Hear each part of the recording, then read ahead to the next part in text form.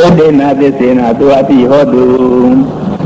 Kayam Kileta kan Tindoi Kuni yali Pibirado Wiragam Tanita Chini Kinsin yali Pibirado Amadamo Made Amene yali Pibirado Kayam Wiragam Amadam Panidam Munya Lazado Yang Ajintayaro Tajamuni Tamahito Tijido Sine Tizo Mudo Tayu Mewangaro Nyakwa Payadi Isaga Tongwa Lala Yaro Mugeledi Kayang Wiragang Amadam Panidang Yadisaga Tajamuni Tamahito Nadena Damina Tamadi Kinsi Tena Damina To Nyakwa Payadi Yaro Muade Lepan Udo Tia Yarnane Taman dunya do yarnadina adi sinse ekan amame matije idambi bodhe ayambi idambi dhammo ayambi dhammo idaya yarnadi li panidan loki yarnadya vyade cheta nyamondu be lundo yaranan loku dara daya yarnadi daya yarnadi li panidan loki yarnadya vyade cheta nyamondu be lundo Yaranan loku daradaya yarana tamyo bhaveri Edena disena Idaya yaranavi loki yarana dote Keta nyamundu velum ihu Mangan lo disa sagago soya jinjao Oto magang Sim Taya yarana go sigam yano Ago yenido adenda ega dai gamaro i Soti ko sinabya chanda Tanshin goyang kinyami Odu sinzin madhu chiba zedadi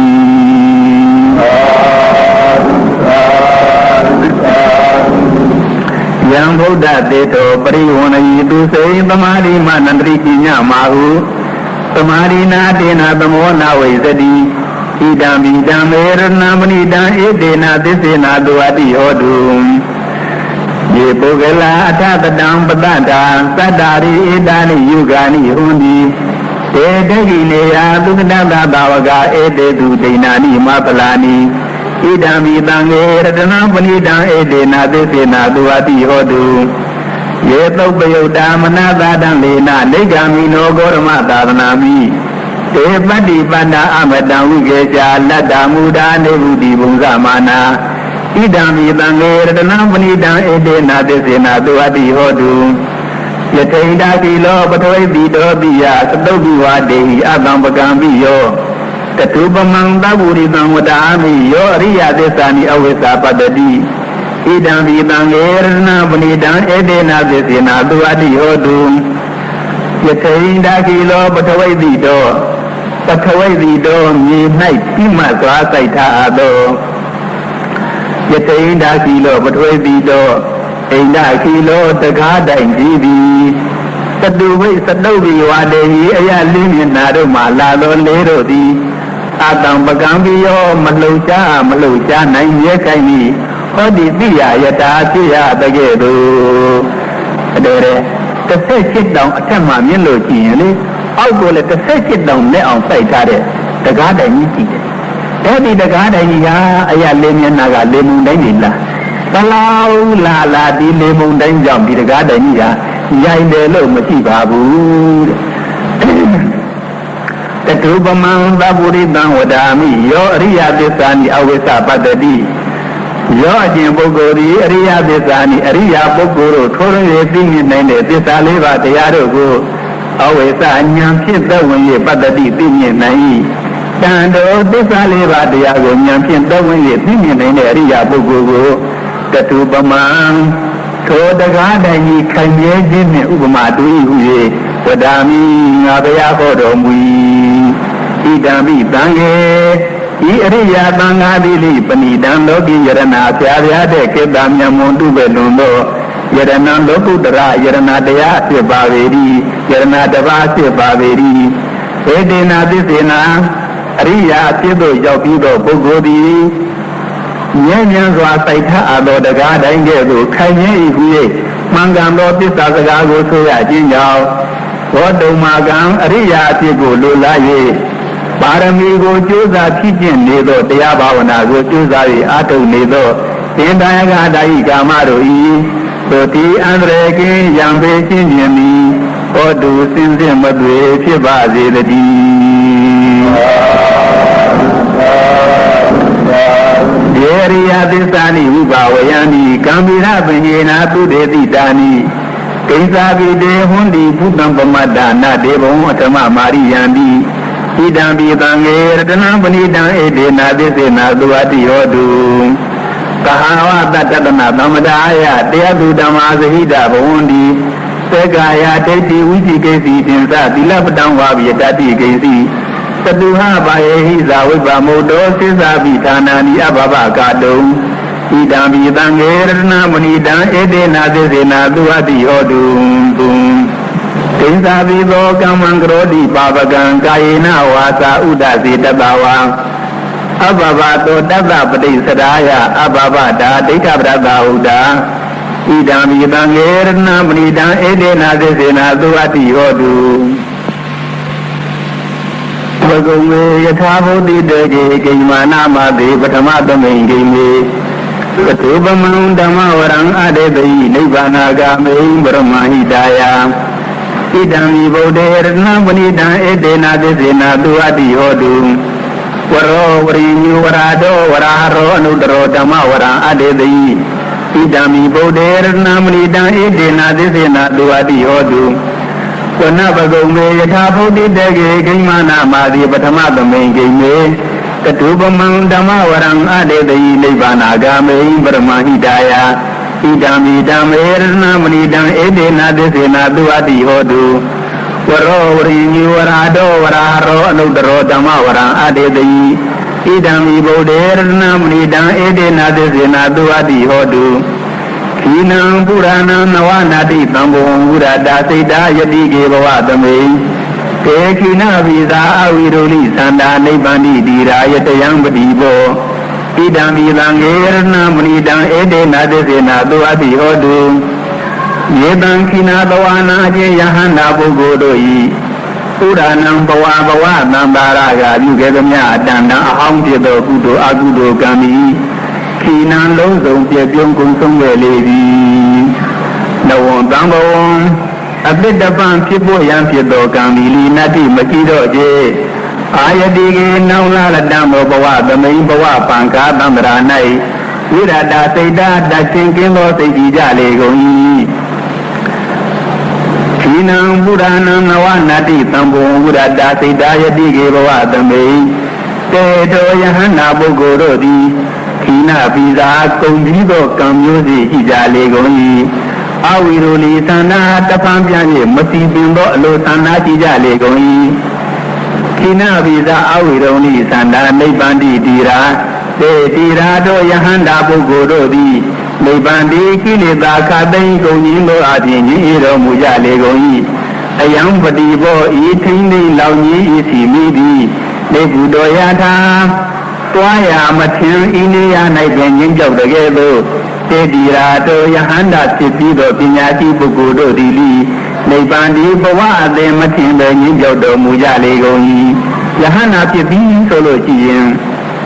မေတံခိနာတဝါနာအကျင့်ကိလေသာဟုမိဂုခသိင်ကုန်ငင်းခြင်းပြယဟန္တာအကျင့်မြတ်တို့မှာယဟန္တာဖြစ်ပြီးဆိုလို့ရှိရင်ရှိဘဝကသိထားတဲ့ကုသိုလ်ကံတွေအကုသိုလ်ကံတွေအကုန်လုံးကုန်သွားတယ်အမှန်ကုန်တာကတော့အကုသိုလ်ကံတွေကကုန်တာအကုသိုလ်ကံတွေကိုကုသိုလ်ကံကလိုက်ပြီးတော့ဖြည့်ဆည်းနေရတာဖြစ်တော့အကုသိုလ်ကံကုန်သွားရင်ပဲကုသိုလ်ကံကလည်းဖြစ်เสียမရှိလို့ဒီလည်းတတ္တိကုန်သွားတာပဲဒါကြောင့်ယေတံခိနာတဝါနာအကျင့်ကိလေသာဟုမိဘုကသိင်ကုန်ရင်ခြင်းပြယဟန္တာအကျင့်မြတ်တို့မှာပုရဏံဘဝဘဝသံသာရကပြုခဲ့သမျှအတန်တန်အဟောင်းဖြစ်သောကုသိုလ်အကုသိုလ်ကံသည်ခိနံလုံးစုံပြည့်ပြုံးကုန်ဆုံးခဲ့လေသည်စိတ်တွေကမှန်းကြည့်ယဟန္တာအကျင့်မြတ်အရှင်သာရိပုတ္တရာကြီးအရှင်သာရိပုတ္တရာဘဝမြတ်စွာကတပင်းချင်းနဲ့ကဘာသိန်းကကုသိုလ်တွေအများကြီးပါလာတာပဲတခါတခါအကုသိုလ်လည်းပါမှာပေါ့အဲ့ဒီအကုသိုလ်တွေကိုယဟန္တာဖြစ်ပြီးနဲ့တပြိုင်နက်အကုသိုလ်ဓာတ်တွေအဝိဇ္ဇာတဏှာတွေတတ်ပြလိုက်တဲ့အခါမှာကျေးကျေတုံငါပါလာတဲ့ကုသိုလ်တွေကလည်းသူတို့တတ်တရားအကုသိုလ်မကြည့်တော့သူလည်းကုန်သွားတာပဲဒါတော့ရှင်သာရိပုတ္တရာရဲ့တဏ္ဍာမှာကုသိုလ်အကုသိုလ်တွေမရှိတော့ဘူး နောက်အကျိုးပေးစရာကုသိုလ်အကုသိုလ်မရှိတော့ဘူးစိတ်ထဲကမြင်တာယေတံခိနာသဝနာခြင်းကိလေသာဟုမိဘူးကတိန်ကုန်ရင်ခြင်းပြယဟန္တာအရှင်မြတ်တို့မှာကုရဏံဘဝဘဝသံသာရကပြုကြရမြအတဏ္ဍအဟောင်းဖြစ်သောကုသိုလ်အကုသိုလ်ကံသည်ခိနာလုံးစုံပြပြုံးကုန်ဆုံးခဲ့လေပြီကောင်းပြီဒါဖြင့်ကိုအရှင်သာရိပုတ္တရာနောက်ထပ်ကောင်းတဲ့အလုပ်တွေမလုပ်ဘူးလားအရှင်သာရိပုတ္တရာယဟန္တာဘဝနဲ့ပြည့်ပြည့်ယဟန်တွေချမ်းသာအောင်တရားတော်ဟောမယ်သာသေးပို့ချမယ်မြတ်စွာဘုရားရဲ့သုံးမတော်အတိုင်းကုဏီတရားတော်တွေလိုက်နာမယ်ဒီကုသိုလ်ကံတွေမရှိဘူးလားလို့ဆိုတော့နဝံတံဘဝအပိတ္တပံဖြစ်ဖို့ရန်ဖြစ်တဲ့ကုသိုလ်အကုသိုလ်ကံမိနတ္တိမရှိတော့ပြီတဲ့အဲ့ဒါတွေကုသိုလ်အကုသိုလ်မခေါ်တော့ဘူးကုသိုလ်လို့မခေါ်တော့ဘူးဘာတွေဖြစ်နေတော့လို့ဆိုတော့ဘုန်းကြီးတို့ဒီအပြီးမပြီးတဲ့လေကြောင့်ပွင့်တဲ့အပွင့်နောက်တာအပြီးမပြီးပဲနဲ့အပွင့်ပါပွင့်တာနဲ့ပြီးသွားတာလို့အရှင်သာရိပုတ္တရာပြုသမျှကောင်းတဲ့အလုပ်တွေဟာလေကုသိုလ်လို့မခေါ်ရတော့ဘူးတခါတည်းဟိုအကျိုးနောက်ကမဖြစ်နိုင်တဲ့ကရိယာအဖြစ်မျိုးနဲ့ပြီးရတော့တယ်။ဘာဖြစ်လို့အကျိုးနောက်ကမဖြစ်တဲ့တုံးလို့ဆိုတော့အကျိုးပေးတယ်ဆိုတဲ့ဥစ္စာအဝိဇ္ဇာကဘဝတံ္ဍရာကိုပုံမှန်ပေးရသေးတယ်။တဏှာကနောက်ဘဝအတွက်အစည်းလေးကပ်ပေးရသေးတယ်။အဲ့ဒီအဝိဇ္ဇာတဏှာအစည်းမရှိလို့ရှိရင်ကုသိုလ်ရလို့ကိုမရှိတော့ဘူး။အားလုံးပြုကမှတာပြီးတာတဲ့။အဲ့လိုဖြစ်သွားတယ်။ဒါကြောင့်အရှင်သာရိပုတ္တရာရဲ့သဏ္ဍာန်မှာအဝိဇ္ဇာတဏှာဆိုတဲ့အသေးကလည်းမရှိဖုံးမဲ့တရားကလည်းမရှိလို့မို့ကောင်းတဲ့အလုပ်တွေလုပ်ပေမဲ့လို့အသက်ဘဝဖြစ်ဖို့ရမရှိတော့ဘူးခိနံဘုရားနံနဝနာတိသံဘောဝိရတာစိတ်တာယတိကေဘဝသမိအာယတိကေနောင်လာတံဘောဘဝသမိဘဝဖံကသံဃာ၌ဝိရတာစိတ်တာတချင်းချင်းတို့အသိကြည်ကြလေကုန်၏ဘုန်းကြီးတို့ကဒီဘဝကသေပြီးတော့ဘယ်ဘဝဆိုတာကလေး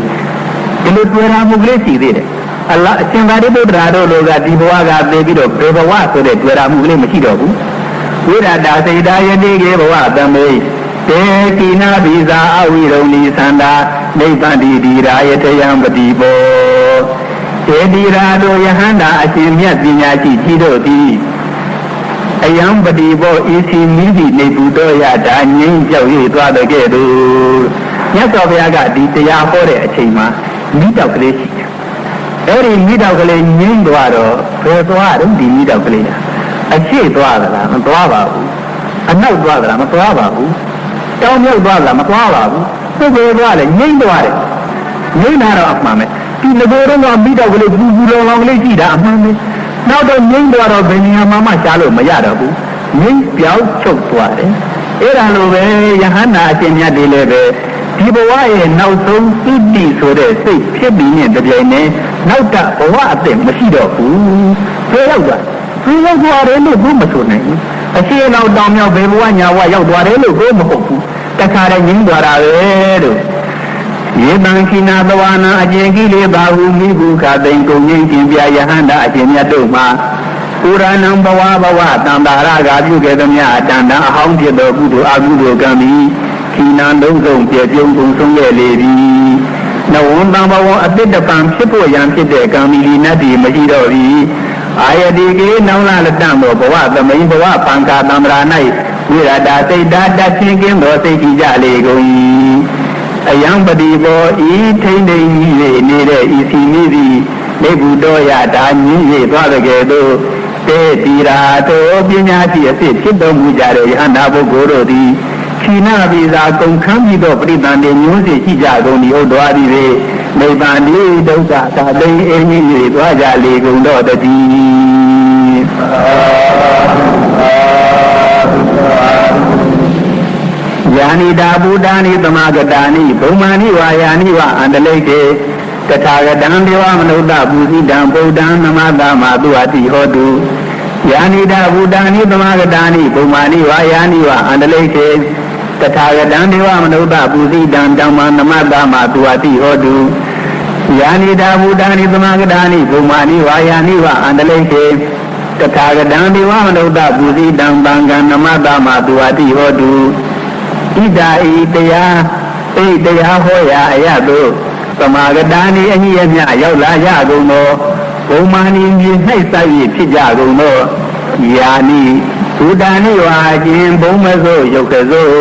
သတုမာတဲ့ဒါဝိမာ၌နေကြတဲ့နာမျိုးမျိုးတို့ဒီ၎င်းယာနိတာဘူတာနိသမဂတာနိဘုမာနိဝါယာနိဝအန္တလိကေတာဝိမာနတ်ကြီးအထက်ကောင်းမြင်၌နိဗ္ဗာတာနိဖြစ်ပြကုန်သောယာနိဘူတာနိဝါအခြင်းယာမအစကြည်သောနာမျိုးမျိုးတို့ဒီ၎င်းသမဂတာနိညညာပြပြရောက်ရလာရလေကုန်၏တေမယံသောအတုရဝရောက်ရလာကြတဲ့ငါတို့သည်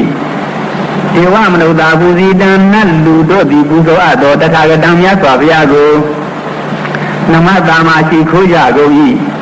ဒေသံတော်မြတ်စွာဘုရားကိုစိတ်ခိုးကြကုန်သောထိုငါတို့၏နတ်မြမာနှင့်တကွာသောထိုငါတို့၏တုတိအန္တရကေယံဖေချင်းချင်းသည်ဟောတုစင်စစ်မသွေဖြစ်ပါစေတည်း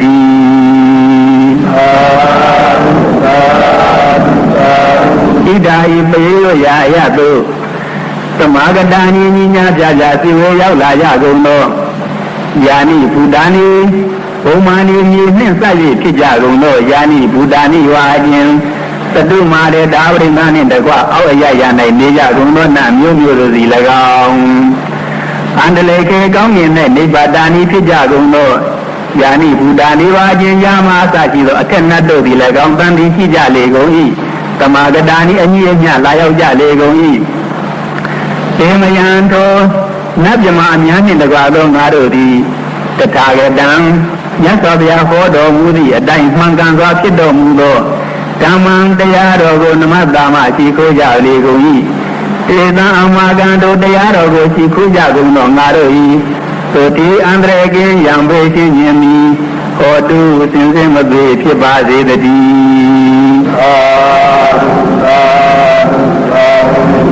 ဣဒာဤပေရရာအယတုသမဂတာနိအညီအမျှရောက်လာကြကုန်သောဘုံမာနိမြေနှင့်စပ်၍ဖြစ်ကြကုန်သောယာနိဘူတာနိဝါခြင်းဘုံမစို့ယုတ်ကဲ့သို့သတုမာတဲ့ဒါဝိမာနမျိုးမျိုးတို့သည်၎င်းအန္တလေကေကောင်းမြင်၌နိဗ္ဗာတာနိဖြစ်ကြကုန်သောယာနိဘူတာနိဝါခြင်းယာမအစရှိသောအထက်နာမျိုးမျိုးတို့သည်၎င်းသံတိရှိကြလေကုန်၏သမဂတာနိအညီအမျှရောက်လာကြလေကုန်၏ဒေမယံတော်နတ်မြမအများနှင့်တကွာသောငါတို့သည်ဒေဝမနုဿာပူဇီတံနတ်လူအပေါင်းတို့သည်ပူဇော်အပ်သောတထာဂတံမြတ်စွာဘုရားဟောတော်မူသည့်တိုင်ကျင့်ကြံကြိုးကိုအားထုတ်တော်မူသောသံဃာအရိယာသံဃာတော်အပေါင်းကိုနမတာမရှိခိုးကြပါကုန်၏သေတံအမကံတပရိယာသံဃာတော်အပေါင်းကိုရှိခိုးကြကုန်သောထုံငါတို့အားထုံငါတို့၏သောတိအန္တရကေယံဖေခြင်းခြင်းမီဟောတုစင်စစ်မသွေဖြစ်ပါစေတည်း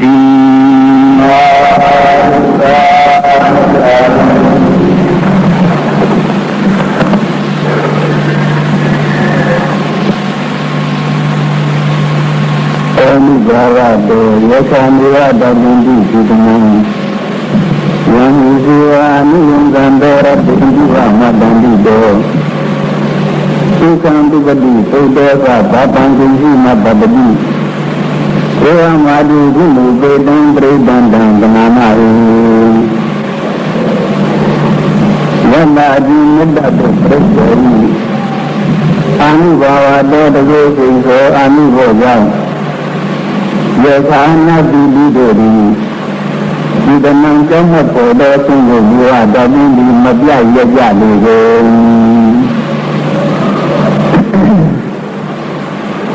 မြတ်စွာဘုရားလက်ဆက်တော်ရင်းကယဟန်တော်900လောက်မြတ်စွာဘုရားဒီတရားယူပြီးတော့ဝါဒင်းတင်းလုံးကိုနေရာကြာကြတော့ဥမ္မတာရဲ့အနည်းပါလောဘီတော်မှာ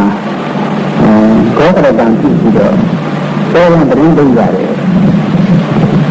အဲဒီတင်းလုံးရဲ့အချိန်မှာပထမရောက်တော့သောရမှာနေတဲ့ဒီကလေးနတ်တွေကအဲ့ဒါနတ်ကလေးတွေခေါ်ပြီးတော့ဒီလိုတော့ကြရဘာဖြစ်လို့လဲဒီလိုက်ကြည့်တဲ့အခါကျတော့သူတို့ကအဆက်ကမနေချင်ကြဘူးမနေကြဘူးဒါနဲ့နတ်ကလေးတွေစားတဲ့လူတွေခေါ်ပြီးတော့ဒီနေ့ဒီနေ့တော့နေကြအဲ့ဒါဆိုတော့ဘယ်နဲ့အောင်လို့လဲဆိုတော့ကိုရိုနာခဏလာတာပဲနောက်ရဒီလောက်ဆိုရင်ပြန်ရမှာပေါ့လို့ဘယ်လိုအောင်နေကြ နောက်ပါမနဲ့ကြတော့အဲ့ဒီဟာဆန်းခံပြီးတော့ဒီပေါ်ရဲ့ကျမ်းလာကြရင်ကိုယ်ရနဲ့ထပ်ပြီးလို့လာတာထမရဲ့ဒီလိုနဲ့တော့တို့ကသိခံပြီးတော့နေရာလေးပါလို့သိနေကြဘယ်နဲ့တော့တို့ကသိခံပြီးတော့နေရာလေးပါလို့သိနေကြနောက်ရကြတယ်ကိုယ်ရမြပြန်လာကြကိုယ်ရမြလာရင်ဒီလိုဆိုရင်ဒီမှာဝါဆိုကြတဲ့ကိုယ်တော်ရင်းနဲ့တူတယ်ဝါဆိုလို့ဝါတွန်းသုံးလာလုံးလုံးဆိုရင်တို့ကလေးတွေနဲ့ဒီလိုဆင်းရဲခံပြီးတော့မနေနိုင်ဘူးဒီလိုဆိုရင်တော့ဒီကိုယ်တော်မြဒီမနေနိုင်အောင်လုပ်မှာပဲလို့ပြန်မြင်ပြီးတော့ညကြလို့ရှိရင်တချို့ကဆက်ဆက်ရအပန်းတွေနဲ့၆ကြတချို့ကလည်းဆက်ဆက်ရအစီလေးပြကြတချို့ကမကောင်းတဲ့အနံ့လေးပြေးကြဒီနတ်တဲ့နတ်တဲ့ဒီလိုပဲနတ်တွေပဲဆောက်တာရဟိုတစ်သေးဆောက်တယ်လို့ပဲဆောက်နေကြဒါနဲ့ဟိုမှာတမာရီနေရဘူးတရားအထုတ်လို့မဖြစ်ဘူးမဖြစ်ရင်မကောင်းဘူးတချို့ကမျိုးမကောင်းကြအနတ်တွေကမကောင်းလို့မျိုးမကောင်းစိတ်ကမကောင်းလို့မျိုးမကောင်းကြဒါနဲ့နောက်တော့မထီကြီးတန်ပြီးကြနောက်တင်တို့ရဲ့ရုပ်အဆင်းကရောက်ခါကြတယ်မတူပါပဲလားဒီလိုမျိုးဖြစ်နေကြတာလားဘာမှဖြစ်ကြတယ်ဆိုတော့တချို့ကမကောင်းဆိုးရတယ်မြင်ရတယ်တချို့ကမကောင်းတဲ့အပန်းလေးကြားရတယ်ဒါကြောင့်စိတ်မကောင်းကြပါဘူးမကောင်းတဲ့အနတ်လေးမြင်ရလို့ကောင်းနေပါလေကြိုက်ခဲပြီးတော့မကြမ်းမှဖြစ်ကြပါတယ်လို့အဲ့လိုအပြီးပြီးပြောကြတော့နောက်ပြန်လို့မြတ်စွာဘုရားကလေဝါဒီတွေနဲ့သိရန်အန္တရာယ်ရှိလို့ရှိရင်ရွှေ့ပြောင်းပြီးတော့ဝါကနိုင်တယ်လို့ခွင့်ပြုတော်မူတယ်။ဒါကြောင့်တို့တွေဒီနေရာဟာဘာသာရမဖြစ်ပါဘူး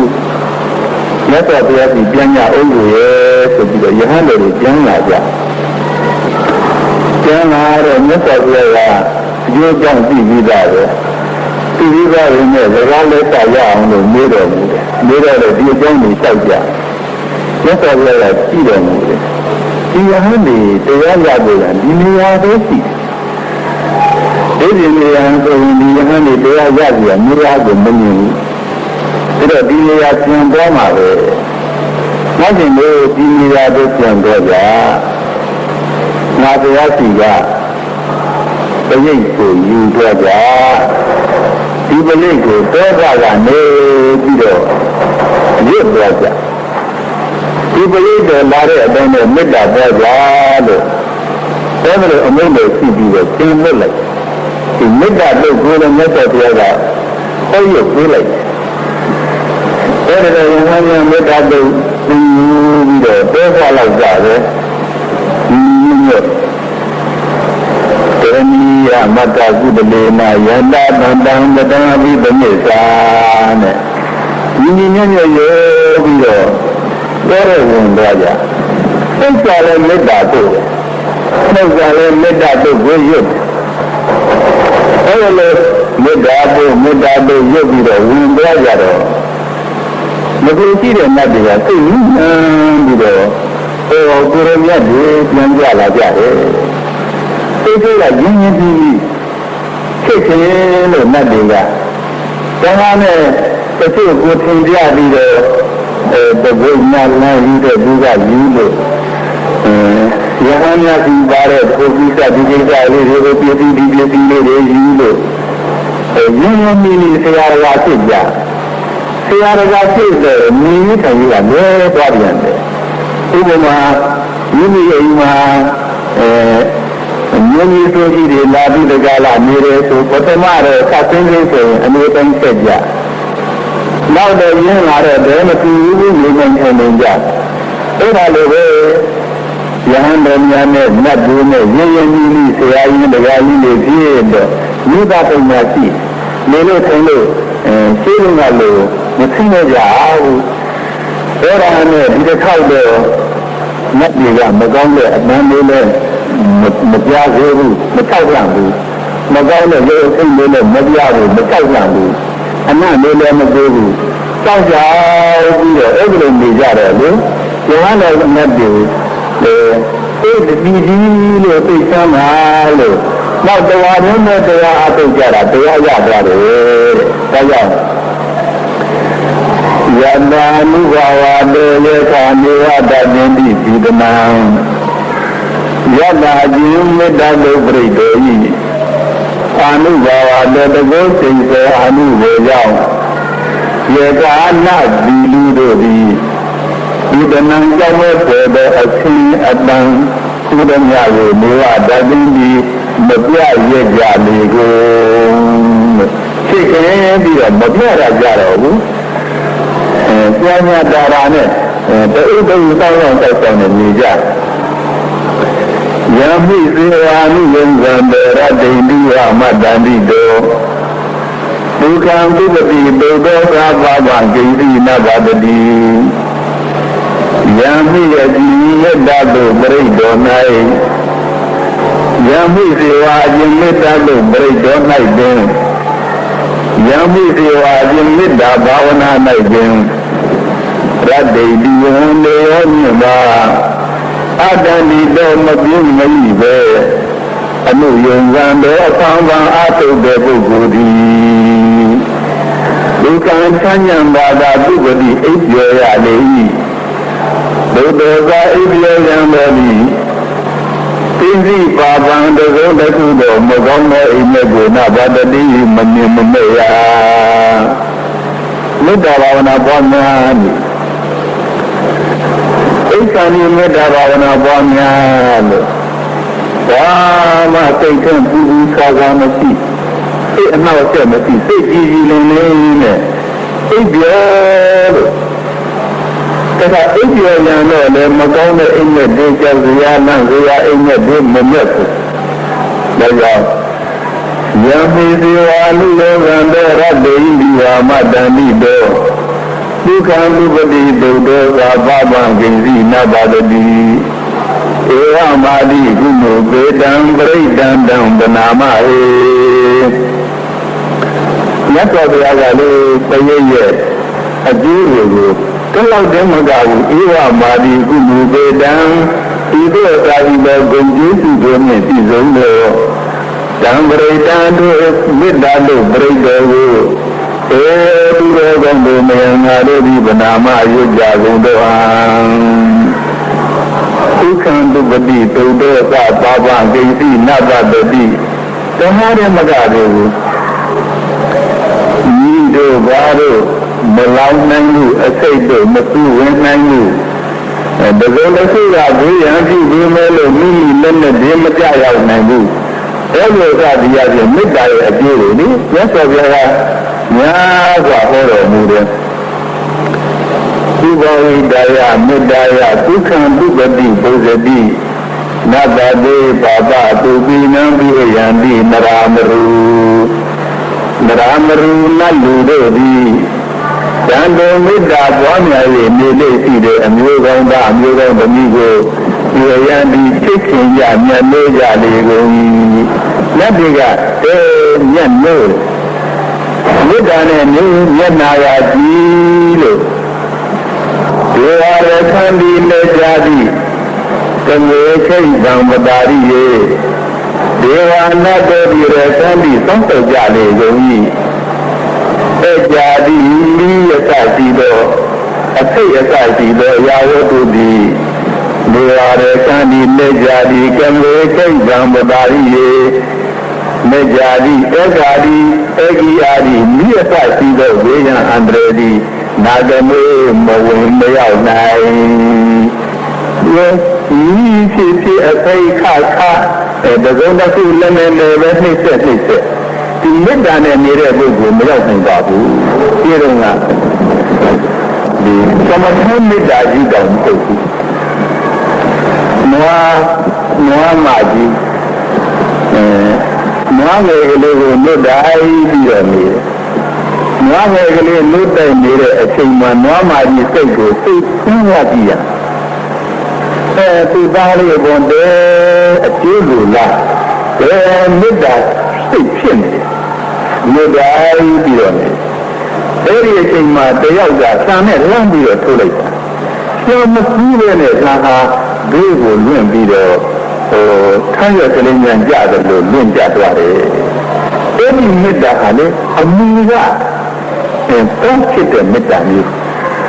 အမှုအဖေကသမီးဖြစ်တဲ့မေတ္တာမျိုးအဲဒီမေတ္တာတောင်မှလေဒီကမ္မထံဘာဝနာမဟုတ်ဘဲနဲ့ဒီကစံမကူးနိုင်ဘူးဒါကြောင့်ဒေဝရသန္တိနဲ့ဇာတိကမေခိတံပတာရိယေကြည်လင်းနေရှိတယ်မေတ္တာဘာဝနာနဲ့ပွားများတဲ့ပုဂ္ဂိုလ်ပတိရတိမုခဝန္နောမျက်နာဆင်းရဲတဲ့ကြည်လင်းမြတ်စွာဘုရားကလည်းလေမေတ္တာဝိဟာရီယောဂိကုပတံနောဗုဒ္ဓသာသနေအဓိကေသေပဒံတံတံသင်္ခါရူပသမံတုကံယောဂိကုအကျဉ်းယဟန်သည်မေတ္တာဝိဟာရီမေတ္တာဖြင့်နေလေရှိဗုဒ္ဓသာသနေမြတ်စွာဘုရားသာသနာတော်၌ပတံနောကြီးနေ၏ယောဂိကုဆိုယဟန်သည်သင်္ခါရူပသမံသင်္ခါရတို့၏မိရိယဖြစ်သောသံတန်ရင်တဲ့နိဗ္ဗာန်တရားကိုအတိကိစေရနိုင်လေမေတ္တာနဲ့နေတာမြတ်စွာဘုရားကလည်းကြည်လင်းတယ်သိကြည်လို့တရားကောင်းတယ်ပြီးတော့တရားနဲ့နေတာဖြစ်တဲ့နောက်ဆုံးသင်္ခါရတွေရဲ့အင်းကြီးညာဖြစ်တဲ့နိဗ္ဗာန်ရနိုင်တယ်ပြီးတော့မေတ္တာနဲ့နေကြမေတ္တာနဲ့နေကြမြတ်စွာဘုရားကဒါကြောင့်အဲ့ဒီမေတ္တာရဲ့အကြောင်းအရာတွေကိုဟောပြတယ်မေတ္တာနဲ့နေတဲ့ပုဂ္ဂိုလ်ဘယ်လိုအခြေခံကြည့်ရမလဲဆိုတော့မေတ္တာနေတဲ့ပုဂ္ဂိုလ်ရဲ့အခြေခံတွေကိုလည်းညွှန်ပြလို့မေတ္တာပွားများနည်းကိုလည်းညွှန်ပြလို့ဟောတဲ့ပုဒ်ဖြစ်တော့လေဒီပုဒ်ကနာတရားပုဒ်မဟုတ်ဘူးတကယ်အလုပ်တရားပုဒ်ဖြစ်နေတယ်အရင်မှတအလုပ်လို့ပုံကောင်းတယ်ယန္တာလူဘဝတောယေကာနိဝတတိတိဒီဒနံယံမိစေဝါနုယံသံတော်ရတိန်တိဝမတ္တန္တိတောဒုက္ခံဒုပတိသုဒ္ဓောသပါပံကိစီနဗတတိသေဝမာတိကုလူပေတံပရိဒံတံဗနာမရေကရဏီယမတ္တကုတလေနယန္တတံတံပဒံအဘိဓမေသာေကောဥစုကသူဥစုကဒဝေကောသဗ္ဗမုဒုအနာတိမာနီအထကုတလေနာမိမိရဲ့ကြောတိဝါ၌ကျွမ်းကျင်လိမ္မာသောအမျိုးကောင်းသားအမျိုးကောင်းသမီးသည်ယံအကျဉ်နိဗ္ဗာန်တရားသည်အတ္တိစိစေဧကံအမှန်ရှိဗန္တံငြိမ့်တဲ့ဤညာလာစွာသောတံဝတံတို့နိဗ္ဗာန်တရားကိုအဘိဓမ္မေသာဉာဏ်ဖြင့်ရှေးစုရောက်၍ဉာဏ်ဖြင့်မှန်သားပြီး၍ကရဏီယံပြုတင်ပြုတိုက်သောအရာဝတ္ထုဒီကမေတ္တာဘာဝနာပွားများတဲ့ပုဂ္ဂိုလ်ဟာမှန်တဲ့ကနိဗ္ဗာန်မှန်ပြီးတော့အတ္တဣမာယပฏิပတ္တိယသရမရဏမပရိမုစိတ်သာမိဒီမာယာပฏิပတ္တိယဤမေတ္တာကမ္မတံစီပင်ပွားများခြင်းဒီဟူသောအကျင့်ကောင်းအကျင့်များဖြင့်သရမရဏမဩနာတေမမုစိတ်သာမိလွတ်မြောက်ရပေတော့မည်လို့စိတ်ကိုယ်ကနိဗ္ဗာန်မှန်ပြီးတော့ဒီမေတ္တာဘာဝနာပွားများမှုကိုပြုတဲ့ပုဂ္ဂိုလ်ဟာဘာတွေကြည့်ရမလဲလို့ဆိုတော့သေတောကမေတ္တာကမ္မထံစီယံပွားများခြင်း၌စွမ်းနိုင်တဲ့ပုဂ္ဂိုလ်သည်အတ္တဖြစ်ရ၏ကျမ်းမာရေးကမကောင်းလို့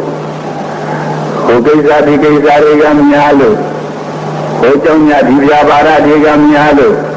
ဒါမလို့နိုင်လို့ပါဘူးလို့ဒီလိုမရှိရဘူးသူစွမ်းနိုင်တဲ့ပုဂ္ဂိုလ်ဖြစ်ရမယ်ဥစုကကိုယ်ရောနှုတ်ပါယောတာတောက်မှသူဒီအတ္တဖြစ်ရ၏မေတ္တာပွားများတဲ့ပုဂ္ဂိုလ်ကိုယ်ကမဖြောင်းကိုယ်ကပရိယေကလေးနဲ့အံကလေးနဲ့ လူပြောကမဖြောင့်ဘူးသူကပရိယေကလေးနဲ့ဟန်ကလေးနဲ့ပြောဒီလိုဆိုရင်ဒီမေတ္တာဘာဝနာပွားများဖို့မတော်ဘူးဒီပုဂ္ဂိုလ်ဟာကိုယ်အနေထားအချင်းနဲ့ယူသားရလောပြောဆိုတာဒီနဲ့ဘာမှပရိယေမာယာမပါဘဲနဲ့ယူသားရပုဂ္ဂိုလ်ကအလုံးအလုံးစိတ်ပါတော့မှဒုတိယအတ္တဖြစ်ရ၏ကိုယ်နဲ့နှုတ်ကတော့ထိတ်ကြလို့ယူပါရဲ့စိတ်ကမဖြောင့်ဘူးဆိုရင်လည်းဒီမေတ္တာဘာဝနာပွားများတဲ့ပုဂ္ဂိုလ်များနဲ့မဖြစ်မလျော်ဘူး။တော့စိတ်ပါတဲ့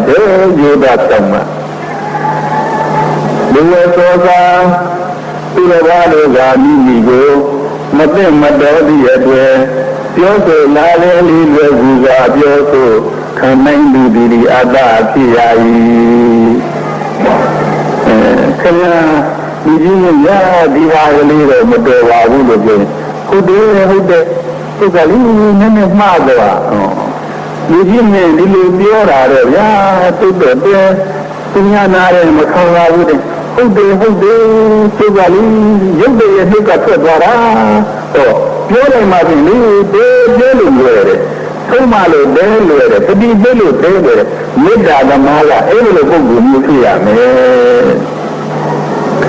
ဘုဒ္ဓဘာနိညာလူဒီလျာတဖြစ်ရ၏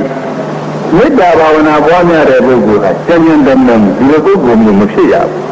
တဲနုညံစိတ်ကလည်းတဲနုညံလုတ်တို့ဘာတို့ကလည်းတဲနုညံကိုယ်အနေနဲ့ကလည်းနုနုညံညံပြောင်းပါတဲတော့အနာတိမာနိသာအလုံးမမာနကြည်သူဒီလီအတိမာနိသာအလုံးမမာနကြည်သူဒီလီနအတ္တမဖြစ်ရမေတ္တာနဲ့ပညာကောင်းစားစေခြင်းနေတဲ့ပုဂ္ဂိုလ်ကတွေ့ရမညာပုဂ္ဂိုလ်ကောင်းစားစေခြင်းတဲ့ပုဂ္ဂိုလ်က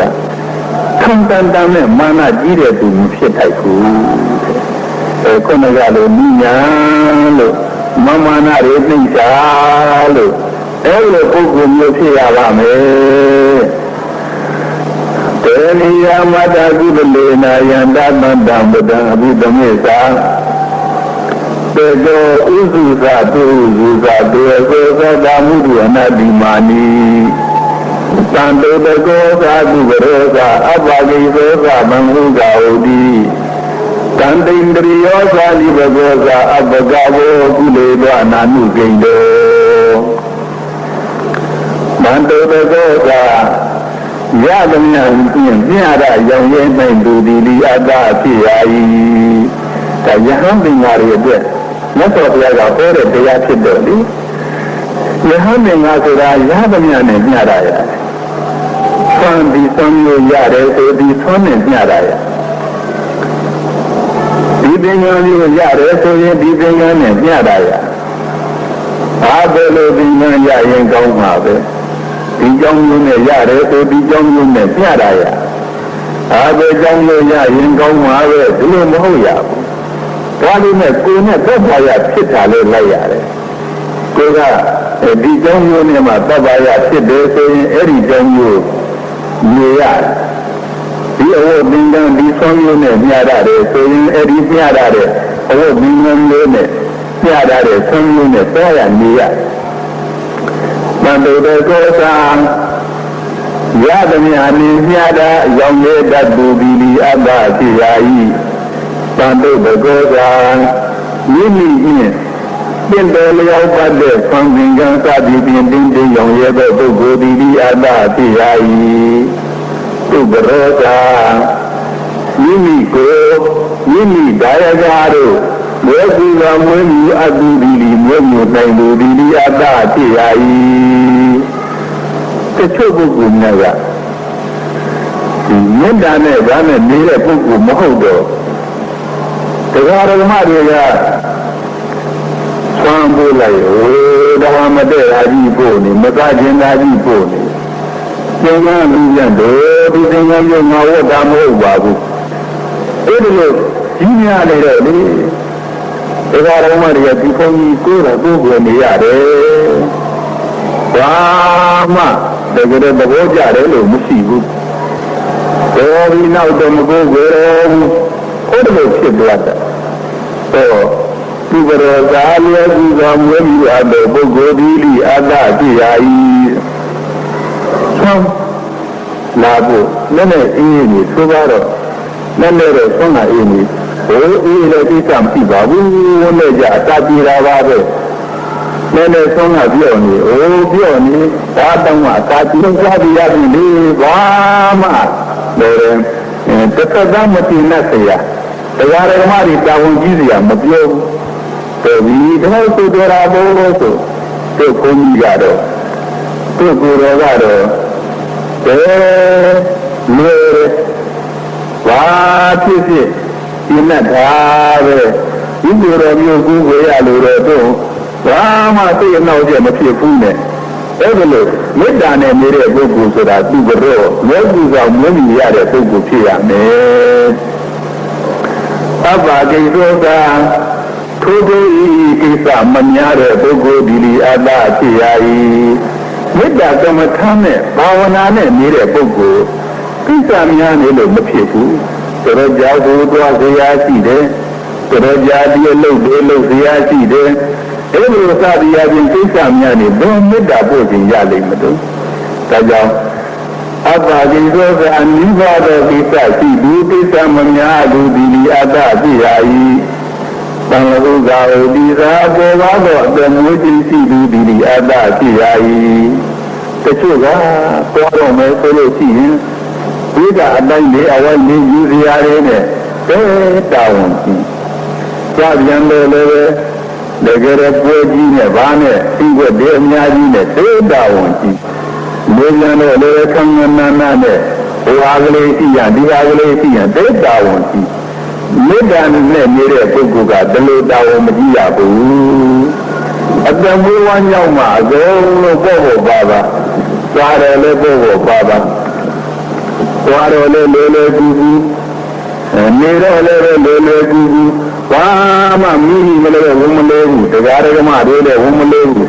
အဲ့ဒီလိုဝမလေးတဲ့နဲ့ပေါ့ပါပါအတ္တမွေးနေတဲ့ပုဂ္ဂိုလ်ဖြစ်ရမယ်သံတိန္ဒရိယောဇာယိတေဣညာတေဣန္ဒြေစီတုတိလိအတ္တဖြစ်ရ၏မျက်စိကဟိုကြည့်ခြင်းဒီကြည့်တယ်ဘယ်လိုမကြည့်ရဘူးမျက်စိကလည်းမြင်မြင်သက်သက်ဘာယုံနာလာတဲ့ကြည့်လာတယ်မဟုတ်ဘူးမြင်မြင်သက်သက်သက္ကုံတွေကနားကလည်းဟိုအာယုံနာတောင်းရင်ဒီအာယုံနာတောင်းရင်ဟိုတန်ကြလိုက်ရံရံကြည့်လိုက်ဘယ်လိုမိုးနဲ့လည်းမငြိမ်မသက်မကြည့်ရဘူးတောတင်တရေဆိုတဲ့နားနဲ့စတဲ့မြင်မြင်သက်သက်ဘာမှဂရုစိတ်နားတောင်းတယ်မဟုတ်ကြပါဘူးကိုမေတ္တာတရားနဲ့ကိုယ်နဲ့နေရပဲအဲ့လိုသတိတော်ဒါကနာဇီဝကြရမနာစိတ်ကလည်းငြင်းငြင်းသက်သက်စိတ်ကလည်းဘူးဘူးနဲ့မရှိဘူးကျောင်းရပြာပါရလည်းမများဘူးဒေါသမမာနာလည်းမရှိဘူးမနိန္ဒရီကလည်းငြင်းငြင်းသက်သက်ပဲ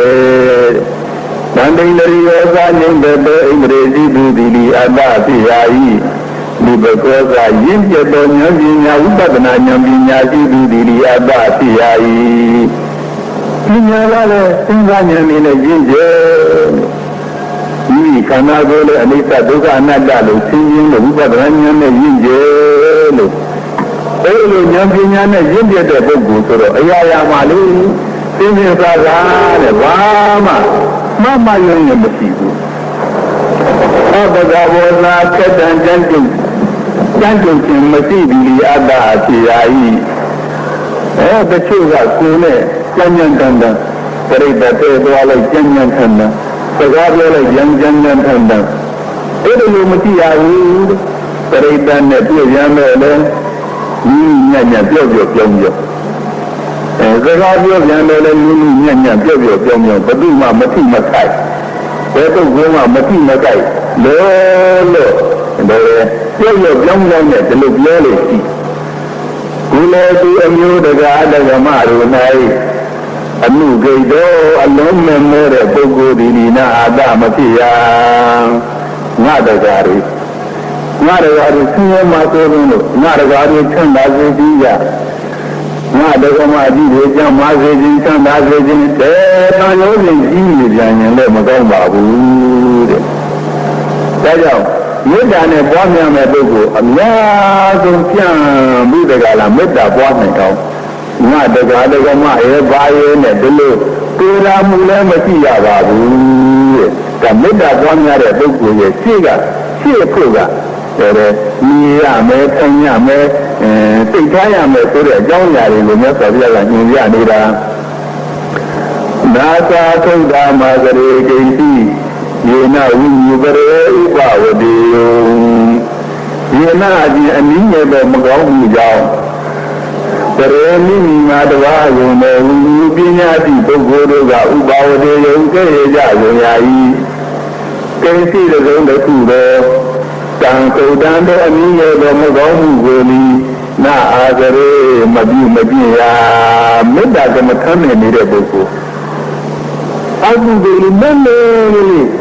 ဒီပြင်ပုဂ္ဂိုလ်ဆိုရင်ဘာမှမပြောပါတော့ဘူးဒါမဲ့ပြုကြတော့လေမေတ္တာနဲ့နေတဲ့ပုဂ္ဂိုလ်ကမ္မထမ်းပုဂ္ဂိုလ်တဲ့လို့ဆိုတော့ဒီကပညာရှိတွေကဘုနဲ့ကမ္မထမ်းပုဂ္ဂိုလ်ကဒီအလုပ်ကလေးလုပ်ရတယ်လားဥပမာစကားကျမ်းညာနာမပြောလိုက်ရင်အဲ့နဲ့လေမေတ္တာနဲ့နေတယ်လဲဆိုပြီးသူတို့နဲ့ကျမ်းညာနာပြောရသလားဟုတ်ကဲ့ပညာရှိကကဲ့မေတ္တာနဲ့နေရလေဆိုပြီးဘယ်နဲ့ဒီလိုကလေးဒီလေးရသလားဟောနည်းနည်းကလေးမှမကောင်းဘူးဆိုလို့ရှိရင်မလုပ်မိအောင်ဆောင်ရမယ်ဒါတော့မေတ္တာနဲ့သမတ်တမေပြောတော့ချမ်းသာပါစေလောက်တင်ကျမ်းမာပါစေလောက်တင်သင်ရတယ်ဒါပေမဲ့မြတ်စွာဘုရားရဲ့မေတ္တာလို့မှလာတဲ့ပုဂ္ဂိုလ်ကတော့မေတ္တာမပွားများခြင်းကိုပဲ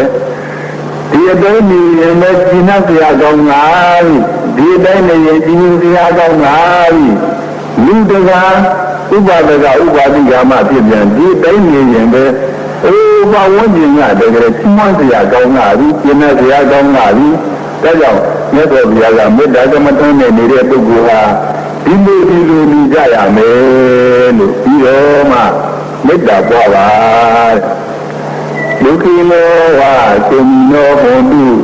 သဗ္ဗတတ္တာဘုံတုဒုက္ခိတတ္တာဒီကမှမေတ္တာပို့တာဒီကမေတ္တာပို့တာကိုမဟုတ်သေးဘူးမေတ္တာကိုမပို့သေးဘူးဒုက္ခိနောဝါသုမိနောဘုံတုသဗ္ဗတတ္တာဘုံတုဒုက္ခိတတ္တာသဗ္ဗတတ္တာအလုံးစုံသောတတ္တဝါတို့သည်ဒုက္ခိနောဝါသူချမ်းသာခြင်းဖြစ်ကြကုန်သည်လီဟွန်သူဖြစ်ကြပါစေကုန်တည်းသုမိနောဝါဒေယံကတိန်ကုန်ကြီးဖြစ်ကြကုန်သည်လီဟွန်သူဖြစ်ကြပါစေကုန်တည်းသဗ္ဗတတ္တာအလုံးစုံသောတတ္တဝါတို့သည်ဒုက္ခိတတ္တာဒုက္ခိတာအတ္တာဒုက္ခတို့ရောက်နေသောစိတ်ကြည်ကြကုန်သည်ဘုံသူဖြစ်ကြပါစေကုန်တည်းအလုံးတတ္တဝါတွေကိုချမ်းသာကိုချမ်းသာတာနဲ့နေနိုင်ကြပါသည်အဲဒါမေတ္တာပို့တဲ့ပုဂ္ဂိုလ်ကအလုံးတတ္တဝါတွေပြီးတော့ခန္ဓာကိုယ်ချမ်းသာတာချမ်းမာမာနဲ့နေနိုင်ကြပါသည်ဘေးရန်ခတ်သိမ်းအေးကြပါသည်အလုံးသောတတ္တဝါတို့သည်သိပါချမ်းသာတဲ့ပုဂ္ဂိုလ်များဖြစ်ကြပါစေတည်းနဲ့ဒုက္ခိနောဝသုမိနောဟွန်တုသဗ္ဗတတ္တာဘုံတုဒုက္ခိတတ္တာကောင်းတယ်ဥပမာတေကြောင့်တို့လောကမထံကြောင့်တို့လို့နေပြီးတော့သိကြပြခဲ့တဲ့အစီအစဉ်တိုင်းဆိုတော့မိမိကိုယ်ကိုမိမိထဲလို့ဘာမှပညာရှိများကသိရကြအပြည့်မရှိအောင်ထိန်းလို့အဲ့လိုသိရကသီလတွေကသင်္စင်ကြဲကြဲနဲ့စိတ်တွေကလည်းစီသင်္စင်နဲ့ဖြောင်းဖြောင်းမှတ်မှန်နဲ့ကမ္မထံကြောင့်ကနေပြီးတော့ဒုက္ခိနောဝါစေမိနောဟွန်တုသဗ္ဗတတ္တာဘုံတုဒုက္ခိတတ္တာမေတ္တာပို့လို့ကောင်းတယ်မေတ္တာပို့တဲ့ပုဂ္ဂိုလ်ရဲ့စိတ်ကပထမဆုံးအေးချမ်းအဲ့ဒီမေတ္တာပို့ကကြားလိုက်ရင်ပဲဘုဒ္ဓဝိညာဉ်ကကြည်လူအက ကမ္မထညောင်းစီကညတို့ပါတို့ဒုက္ခိနောအာသေမိနောဝန္တုသဗ္ဗတတ္တာဘဝန္တုဒုက္ခိတတ္တာအလုံးစုံသောတတ္တဝါတို့သည်ကိုယ်စိတ်မပြာချမ်းသာကြပါစေအလုံးစုံသောတတ္တဝါတို့သည်ပြေရန်ကသိအေးကြီးကြပါစေအဲ့ဒီလိုမေတ္တာကကြားရရင်ပဲဒီပါဝိညာဉ်ကသိတယ်ကိုအေးလို့နားထောင်လို့ကောင်းလို့မေတ္တာပို့တဲ့ပုဂ္ဂိုလ်မလည်းဝန်းနဲ့စိတ်နှလုံးနဲ့ခရယနှလုံးနဲ့မှအေးလို့အင်မတန်ကောင်းတဲ့တရားပဲဒါကြောင့်နတ်တွေကလေဒီမေတ္တာပို့ပြီးတော့မေတ္တာကိုရုပ်ပြီးတော့ဝင်သွားကြရင်ပဲအကုန်လုံးကြားကြတဲ့မြတ်နတ်တွေကသိညာပြီးတော့တခါတော့ဆရာရင်းတရားရင်းဖြစ်ပြီးတပိတ်ပင်နဲ့ဝိုင်းကြရတယ်ယေကေစီပါဏဗုဒ္ဓတိတတဝါသာဝရဝနဝသေတာဒီဃဝါယေဝမဟန္တာမစ္စိမာရတကအနုကထူလာဒိဋ္ဌဝါယေဝအဒိဋ္ဌယေဝတုရေမန္တိယဝိတုရေဘုဒ္ဓဝါသံဃေတိဝါသဗ္ဗတတ္တာဘုံတုတုခိတတ္တာရေကျေစီအမှတ်မသိပြည့်မဲ့ဥပုံအလုံးစုံကုန်သောတတ္တဝါကြောက်ရွံ့ထိတ်လန့်တတ်သည်ဖြစ်ကုန်သောသာဝရဝါမကြောက်မယုံပဲခိုင်ရဲသောယဟန္တာပုဂ္ဂိုလ်မူလီဖြစ်ကြကုန်သောအနဝဒေတာအကျဉ်းချမ်းမတည်ကုန်သောပါဏဗုဒ္ဓံတတ္တဝါဟူသည်များတို့သည်အတ္တိရှိကြလေကုန်၏သဗ္ဗတတ္တာအလုံးစုံသောကြောက်ရွံ့ထိတ်လန့်တမထိတ်လန့်တတ်သောတတ္တဝါဟူသည်များတို့သည်ဒုက္ခိတတ္တာဒုက္ခကိုရောက်သောစိတ်ကြီးရကုန်၏ဘုံသူဖြစ်ကြပါစေကုန်တည်းတောင်းကြောက်ရွံ့ထိတ်လန့်တတ်တဲ့ပုဂ္ဂိုလ်တွေဆိုတော့ဒီကြောက်ရွံ့ဆိုတဲ့ဥစ္စာဒေါသကြောင့်ကြောက်တာအဲ့ဒီဒေါသမကင်းနေတဲ့ပုထုဇဉ်လေးကြောက်ရွံ့နေဆိုတာဒေါသမကင်းဘူးဆိုရင်ဒေါသဗံဒီတက္ကရာကံတွေကြောက်ရွံ့တတ်ကြဒါမကြောက်ရွံ့တဲ့ကိုခိုင်နေတယ်ဆိုလို့ဒီယဟန္တာပုဂ္ဂိုလ်ကြီးအဲ့ဒီလိုမျိုးတွေ့ပြီးတော့ဥတုဇင်ဒေါသဗံတက္ကရာကံပုဂ္ဂိုလ်တွေအနာဂံယဟန္တာဖြစ်ပြီးကြတဲ့ပုဂ္ဂိုလ်တွေအလုံးစုံသောတတ္တဝါတို့သည်ပြေရန်ကတိအေးငြိမ်ချမ်းသာကြပါစေလို့ဒီလိုမျိုးခွဲပြီးတော့မေတ္တာပို့ပြန်တဲ့တတ္တဝါတွေကဒီကဝါခန္ဓာကိုယ်ရှိမှဖြစ်ကြကုန်သောတတ္တဝါတို့သည်၎င်းတတ္တဝါခန္ဓာကိုယ်ကုကုသူတို့ဖြစ်ကြကုန်သောတတ္တဝါတို့သည်၎င်းဝိသိမာဝါအစီအကုတို့၏အလေလတ်ဖြစ်ကြကုန်သောတတ္တဝါတို့သည်၎င်းသံတိရှိကြလေကုန်၏သဗ္ဗတတ္တာအလုံးစုံသောရှိမမတတ္တဝါ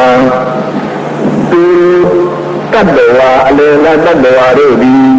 သုခိတတ္တာသံဃာတော်စိတ်ကြည်ကြကုန်၏ဘုံသူဖြစ်ကြပါစေကုန်တည်းမေတ္တာပို့တယ်ဆိုရင်မလိုက်ရဘူးအိုးမေရမဂါရမတိရီတို့အဲ့လိုတတ္တဝါတွေချမ်းသာကြပါသည်ချမ်းသာကြပါစေဟုတ်တယ်ပုဂ္ဂိုလ်တွေလေးတဲ့အဲ့ဒီလိုတတ္တဝါတွေငယ်ငယ်လေးဒါတွေလည်းချမ်းသာကြပါသည်ချမ်းသာကြပါစေအလိုလက်ရှိကြတဲ့ဒီလူတို့လိုပါတို့လိုကလေးတတ္တဝါတွေလည်းချမ်းသာကြပါသည်ချမ်းသာကြပါစေဒီကဝါယေဝမဟန္တာမစ္စိမာရတကအနုကထူလာမဟန္တာကြီးကြီးမာမာဖြစ်ကုန်သောယေတတ္တာကအပြင်တတ္တဝါတို့သည်၎င်းအနုကသိသိငြိမ်ငြိမ်ဖြစ်ကုန်သောယေဝါခြင်းတတ္တဝါတို့သည်၎င်းမှန်ပြီးရှိကြလေကုန်၏သဗ္ဗတတ္တာလုံးစုံသောတတ္တဝါတို့သည်သုခိတတ္တာချမ်းသာသောစိတ်ကြည်ကြကုန်၏ဘုံသူဖြစ်ကြပါစေကုန်တည်းကြီးကြီးမားမားကြီးကြီး ဒါနဲ့ရခိုက်ဘလူကြီးတွေရေထဲမှာဖြစ်တဲ့လက်ကြီးတွေကုန်းထဲမှာကုန်းပေါ်မှာနေတဲ့ဆင်းကြီးတွေအဲ့ဒီတတ္တဝါကြီးတွေချမ်းသာကြပါစီမြေမြေတော့တတ္တဝါကလေးတွေချမ်းသာကြပါစီအလယ်အလတ်ဖြစ်တဲ့တတ္တဝါတွေချမ်းသာကြပါစီအကုန်လုံးတတ္တဝါမှမကြံရအောင်လဲပြီးတော့မေတ္တာပို့ပေးနေတယ်တတ္တကအနုကသူလာအနုကအနုကအနုယူဘပဲသေးငယ်ကုံသောတတ္တဝါတုတ်တုတ်ခဲခဲကြီးကြီးမားမားဖြစ်သောတတ္တဝါတို့သည်၎င်းမျက်စိမာဝါထိုနှမျိုးတို့၏အလယ်အလတ်ဖြစ်သောတတ္တဝါတို့သည်၎င်းတန်ပြီးရှိကြလေကုန်၏သဗ္ဗတတ္တာအလုံးစုံသောတတ္တဝါတို့သည်သုတိတတ္တာသံဃာတော်သိသိကြကုန်သည်ဘုံတူဖြစ်ကြပါစေကုန်တည်းအဲဒီမှာမှာကလေးတွေ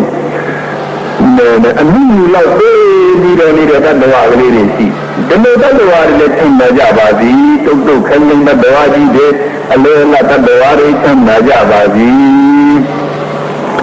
ဒိဋ္ဌဝါမျက်စိဖြင့်မြင်အစကောင်းသောမြင်အစကောင်းမူလီဖြစ်ကုန်သောအဒိဋ္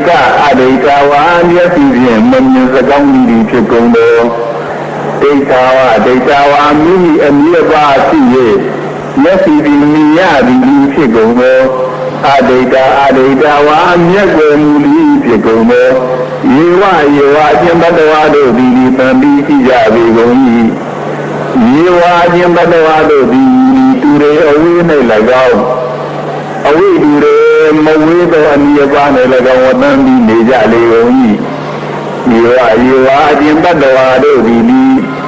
ဘုဒ္ဓအမိဝမှသက်၍ဥပမသက်၍ဖြစ်ပြီးဖြစ်ကြလေကုန်၏ယေဝအချင်းပတ္တဝါတို့သည်သံဘဝေတိဝါအမိဝ၌ကိအောင်စေဘုံ၏ဖြစ်ကြလေကုန်၏သဗ္ဗတတ္တာအလုံးစုံသောတတ္တဝါတို့သည်တေသဗ္ဗတတ္တာတို့အလုံးစုံသောတတ္တဝါတို့သည်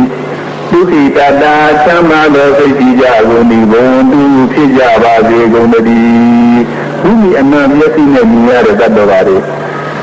ချမ်းသာကြပါစေချမ်းသာကြပါစေမိမိမျက်ွယ်မျက်စိနဲ့မြင်ရတဲ့ပုဂ္ဂိုလ်တွေချမ်းသာကြပါစေချမ်းသာကြပါစေအနည်းပါပင်ဖြစ်တယ်လို့မျက်စိနဲ့ရှိကိုမမြင်နိုင်တော့တဲ့ဒီလိုမှတတ္တဝါတို့ဒီချမ်းသာကြပါစေချမ်းသာကြပါစေအဲ့ဒီလိုတတ္တဝါဥဒ္ဓမြလေးဘာမှမလိုက်ရအောင်အဝေးနေတဲ့တတ္တဝါတွေချမ်းသာကြပါစေစัจ java လာအနန္တနေကြတဲ့တတ္တဝါတွေအသက်နတ်မြမာတွေအောင်ငရေအဝိဇ္ဇိတိတတ္တဝါတွေမမြင်ရပေမဲ့အဝိဇ္ဇိကြပေမဲ့ချမ်းသာကြပါစေမိမိအနည်းပါမှနေကြမြင်ရတဲ့တတ္တဝါတွေချမ်းသာကြပါစေဒိဋ္ဌဝါယေဝအဒိဋ္ဌယေဝသူရေအနန္တိအဝိသူရေဘုဒ္ဓဝါနံမေဒီဝသဗ္ဗတတ္တာဘုံတုတုဣတတ္တာနာပရောပရဏိကုဝေဒနာတိမိယေတသက္ကတိနာဂိတိယာရတနာပတိကာတိညာနိညာမိညာဘဒုက္ခမိစေယပရောတဘာသောသူတယောက်ကပရံတဘာသောသူတယောက်ကိုနာတိကုဝေဒအထင်မသေးရဝါမလိန်ဒီမလိပယအချင်းချင်းလေးတယောက်တယောက်အထင်မသေးပါနဲ့တယောက်တယောက်မလိပပါနဲ့မညာပါနဲ့တတ္တစီတစုံတစ်ခုသောအယ၌ကိဉ္စီတစုံတယောက်သောတတ္တဝါကိုမြတ်နာတိမြင်ရတာလောင်းမှုရမမှတ်တင်ရအထင်မသေးရဟေးရောက်အထင်မသေးပါလိမ့်နဲ့တတိတရားလေးကမှအထင်မသေးပါလိမ့်နဲ့ဗျာရောတနာယာချုပ်ကျဲဆိုတာလူတို့အားဖြင့်၎င်းပฏิဃာပညာယာဒေါသနှင့်ရှင်တော်မပညာအားဖြင့်၎င်းပညာမိညာတာတယောက်ဤဒုက္ခဆင်းရဲကိုနာဣစေယအလိုမရှိပါနဲ့တယောက်ချုပ်ကျဲဆိုတော့လို့ဒီဘောငါကတင်းစည်းလိုက်မယ်နဲ့တယောက်ဒေါသတွေနဲ့အဲ့ဒါလို့ဒီကောင်တော့ဘယ်လိုဖြစ်သွားစေရမယ်ဆိုတဲ့သူတော်ရဲ့ဒုက္ခကိုမလိုလားပါနဲ့မာတာယထာနိယဗုဒ္ဓမာယုတာဧကဗုဒ္ဓမနုရေခေ เอวังวิปัสสาภูเตตุมานตังภาเวอปริมาณัง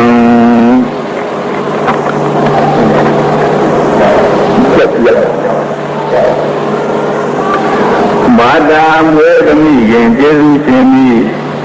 မိယံဗုဒ္ဓမိမိရဲ့တာရင်ကိုအာယုနာအသက်ရှိကြောင်းအားဖြင့်၎င်းမာတာမွေသမီးရင်ကျေးဇူးရှင်မိဧကဗုဒ္ဓံတရားကြီးပါဖြစ်သောမိယံဗုဒ္ဓမိမိတာရင်ကိုအာယုနာအသက်ရှိကြောင်းအားဖြင့်အနုရေခေယတာအမြင့်မပြတ်ဆောင်ဆောင်တကဲ့သို့ဧဝံပိဣယတိလိသဗ္ဗဗုတေတုအလုံးစုံသောတတ္တဝါတို့၌အပရိမာဏအတိုင်းအစီအပိုင်းကြမထားသောမာနတံစိတ်ကိုဘာဝေပွားများစေရ၏ဒီမေတ္တာပွားတဲ့နေရာမှာဥပမာပြလို့ကမိခင်ဟာအကောင်းဆုံးပဲမိခင်ကဘာတယောက်တည်းမိခင်သားကတယောက်တည်းအဲ့ဒီသားကိုလေလိမ္မာစေခြင်းလေရမ္မာစေခြင်းလေအသက်ကြီးကြီးစေခြင်းလေချမ်းသာစေခြင်းလေအဲ့ဒီအမေကသားတယောက်ကိုစောင့်ရှောက်တယ်လို့အဲ့ဒီလူတွေတတ္တဝါတွေကိုစိတ်ထားလိုက်စမ်းပါတဲ့ဟိုတယောက်ကြည့်ပြန်တယ်သားတယောက်ကိုအမေကစောင့်ရှောက်တယ်လို့ချစ်ခင်တယ်လို့သားတယောက်ကိုအမေကမေတ္တာထားတယ်လို့အဲ့ဒီတယောက်လည်းမေတ္တာထားလိုက်နှစ်ယောက်ရှိရင်မေတ္တာထားလိုက်အဲ့တတ္တဝါတိုင်းကိုအဲ့ဒီလိုမေတ္တာထားလိုက်ပါဘယ်လောက်တတ္တဝါရဲ့လို့အပိုင်းချမထားလိုက်ပါနဲ့အဲ့ဒီတတ္တဝါမလို့ဘယ်အပိုင်းတွေကငါကမေတ္တာရှိတယ်လို့ဒီလိုအပိုင်းချမထားလိုက်ပါနဲ့မာတာယထာနိယဗုဒ္ဓမာယုတာဧကဗုဒ္ဓမနုရေခေဧဝံပိပတ္တဗုတေတုမာနတံဘာဝေအပရိမာဏံမေတ္တိကသဗ္ဗလောကသမေမာနတံဘာဝေအပရိမာဏံဘုဒ္ဓံအတေသတိရိယသအာတံဘာတံအဝေရမသပတ္တံသဗ္ဗလောကသမေအလုံးစုံသောလောကကြီးတဲ့၌အပရိမာဏအတိုင်းစီအပိုင်းခြားမထားလို့မေတ္တံမေတ္တာနှင့်ရှင်သောမာနတံသာစိတ်ကိုဒီပါဝေပွားများစေရ၏တဘောကလည်းနေတဲ့ဘယ်တိုင်းမှာငါကအပြုတ်လို့လာတာဘယ်တိုင်းလဲဖြစ်ချင်ရဖြစ်မရှိအဲ့ဒီအပိုင်းခြားကိုမထားဘူးတခါတဲ့အခြေအရာရှိလို့အပိုင်းခြားမတော့အားလုံးချမ်းသာကြပါစေအနောက်ရမှန်းလိုက်လို့ရှိရင်အပိုင်းခြားမထားဘူးအားလုံးချမ်းသာကြပါစေ